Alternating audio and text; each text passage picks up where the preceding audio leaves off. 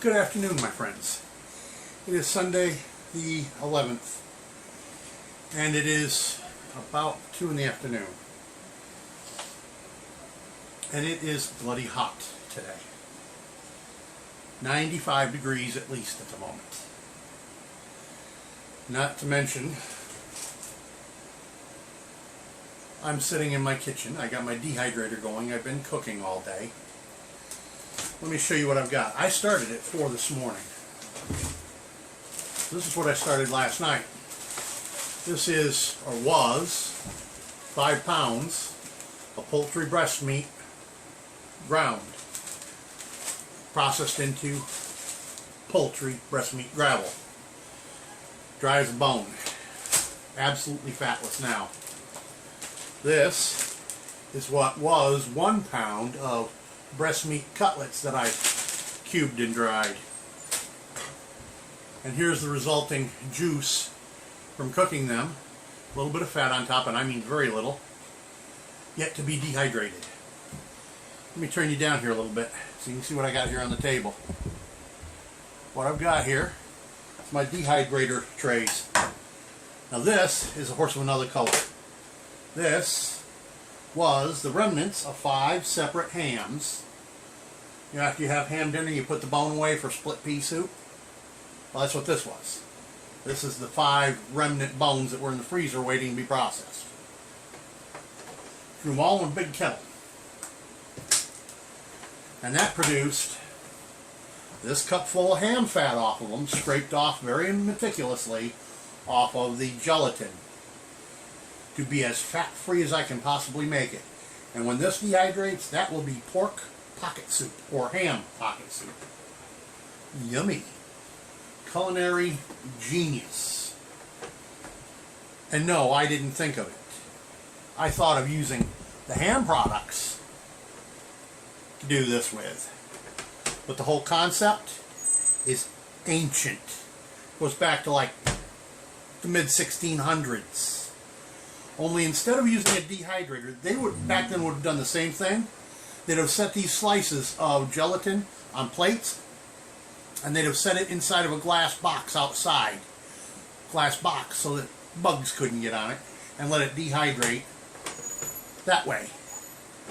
Or did they set it out in the breeze? I'm not real positively clear on it, but I'm not an expert on the topic, but I know how to do the job.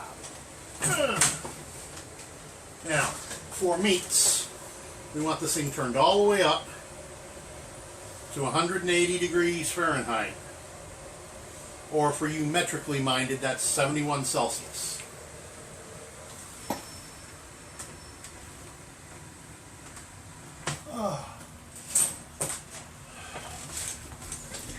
And there it is, to dehydrate.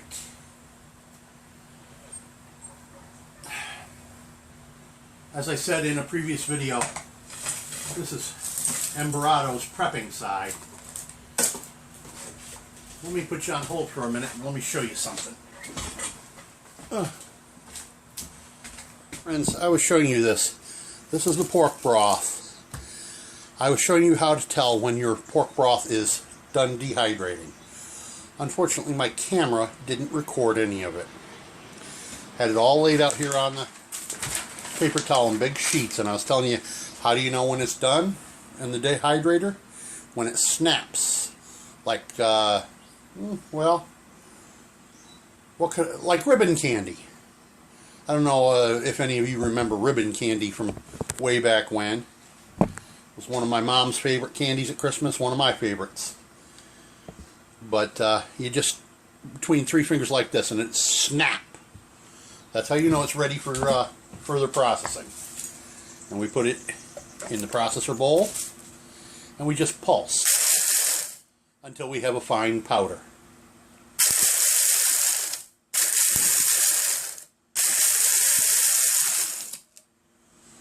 And eventually, this will get chopped down to fine powder. And that's the pork broth. Almost 48 hours. It's actually about 42 hours since I put it in the dehydrator in the first place. And 24 ago, I showed you me putting the chicken broth in there, and it's got another 24 hours to go yet. It may be done a little sooner. It wasn't near as much of it. That's what I've got for the final on the ham. Back on dehydrating duty. This is 2 pounds of ground turkey meat in the chubs, the little tubes. Here. There we go. That's one package. They're supposed to be 1 pound each. Cooked and washed weight, 13.59 ounces. 13.5 ounces. Not even a pound cooked weight. So when they say 98% fat free, okay, where's the other 18 and a half ounces? I paid for 24.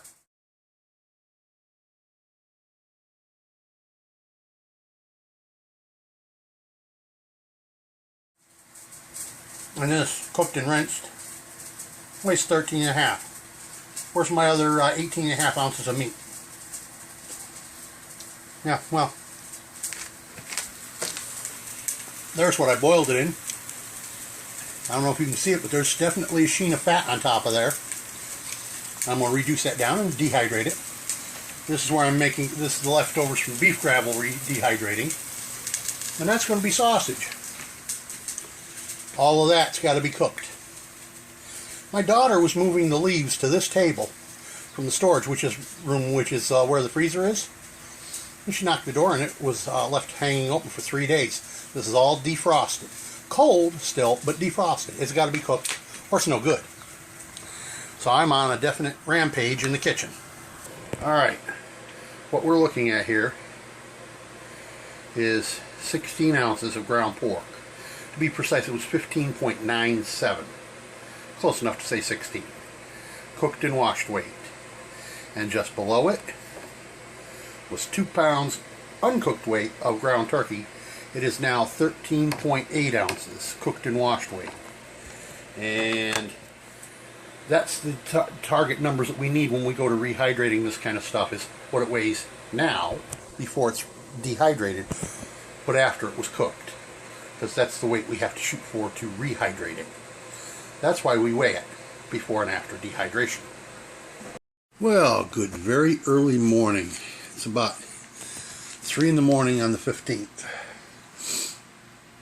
And what you're looking at is that dehydrated pork meat that I was telling you about last clip. I put the turkey and I put the pork on to dry. This was 15.97, so 16 ounces. It now weighs a whopping 4.9798. So we'll call it 5 ounces. Close enough for government work. That is down from, like I said, that was down from 15 ounces, right? 16 ounces, 1 pound, whatever it was. I got it written on the bag. This was my ground turkey. As I said, it was 13.8 ounces cooked weight, or 2 pounds raw weight. It is down to a minimalistic 5.1 ounces. 5.1 ounces for 2 pounds. This was 13 ounces cooked. It was only down to, wait a minute, no, the turkey was 13 ounces cooked. This was 15, and it's down to 4.8, whatever, and 5.1 ounces. It's had a lot less, and it weighs more. That's the turkey. And the pork, well, weighs less, now dried, and weighed more when it was cooked weight. Go figure. By the way, don't forget to